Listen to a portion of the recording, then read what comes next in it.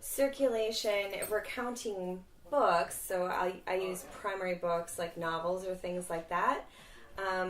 Probably per class 6, but those are 6 novels.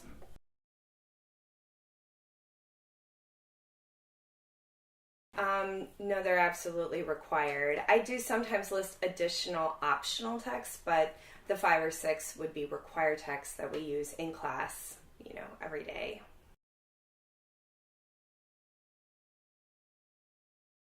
Yeah, sometimes I will do that instead of buying like an entire book of short stories. If we're just going to read one short story and it's been published in a magazine or something, I'll definitely post a link instead of requiring students to purchase the entire book.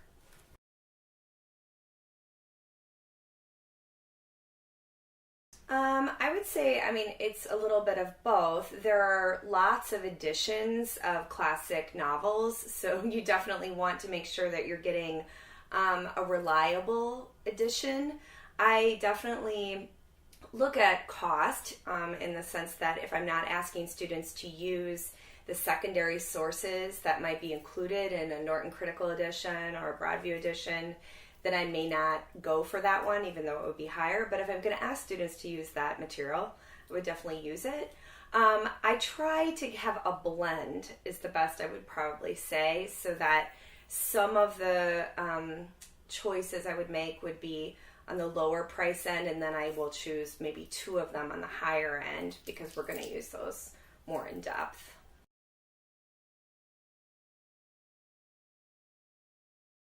This semester, probably, it would probably be one of these novels, and maybe it was $18. Okay. Yeah. Yeah, and so that's in the novels class where we're going novel by novel. I don't have like one solid secondary source. In a survey class, I would only require 2 novels, but then I would use a textbook, which would be more like $40 or $50, but then I'm not, using the other 3 novels or something, so it's about the same cost. Yeah, with what you're teaching, the books are much lower cost. I sent out that survey and students were saying they spent more than $100-$200 on one book. On one book. I believe that. The thing that people don't realize about those kinds of textbooks, though, is the amount of labor that goes into actually creating the text. There are multiple faculty probably writing it, researching it, editing it, testing it. So, and then you have the publishing house as well involved in that. So it is really expensive, but knowledge is an expensive thing to curate too.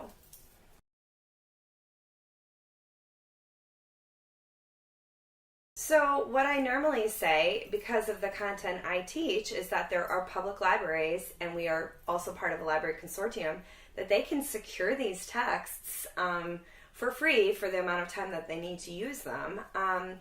They're also readily available sometimes in used bookstores, things like that. I prefer that students have the editions that I choose because I choose the editions for a reason, and I prefer that we're all literally on the same page.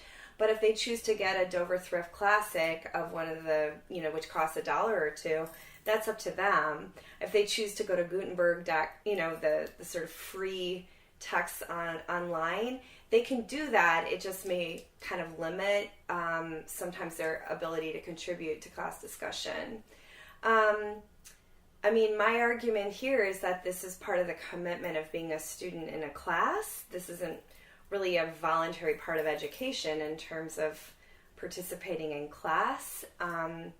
So I try to give them some low-cost options, and if there are things available at our library, they certainly can get those out off of the reserve shelf, that kind of thing, if necessary.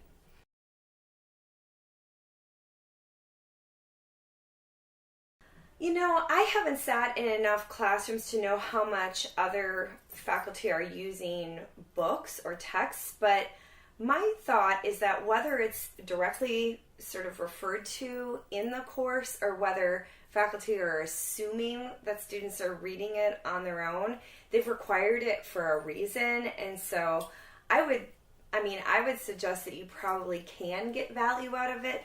It may not be made as explicit in some classes as it is in others. So in other words, in my class, we're definitely holding the books, we're on page 90, we're underlining, we're talking about it.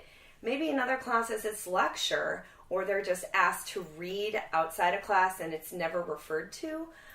I still think that, a textbook is part of a resource that you should be using for your learning throughout the entire semester. And it's both on the student and the faculty to make clear how that should happen. Part of that is sort of students taking charge of their own learning and trying to figure out how to use that resource, I think. But again, there's probably disciplinary methods of how we approach using text in classrooms.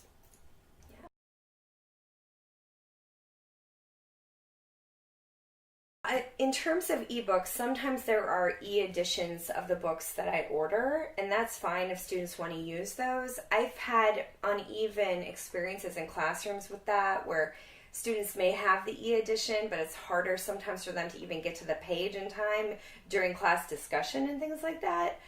Sometimes that's a preference for them if they prefer to have it all on a reader of some kind. Sometimes textbooks as part of that expensive cost, they have e-supplements and like images and video links and things that come as part of the textbook, interactive features that sometimes I've used in my classes in terms of like files of art or things like that. So sometimes I think that can be really useful in terms of having digitized materials. But really, so far, the technology does not, I don't think, pan out for discussion-based classrooms, favoring ebooks over paper books, just in terms of ease of use in the classroom. Outside of the classroom, potentially, but in the classroom, no. You prefer the hard copies? Yeah. I would agree. I think students do, too. For the most part, from what I've been able to tell, yeah. I mean, you can highlight things, you can mark, but flipping between page 90 and page 180 over and over again on an e-text just doesn't happen as fast or with as much effect.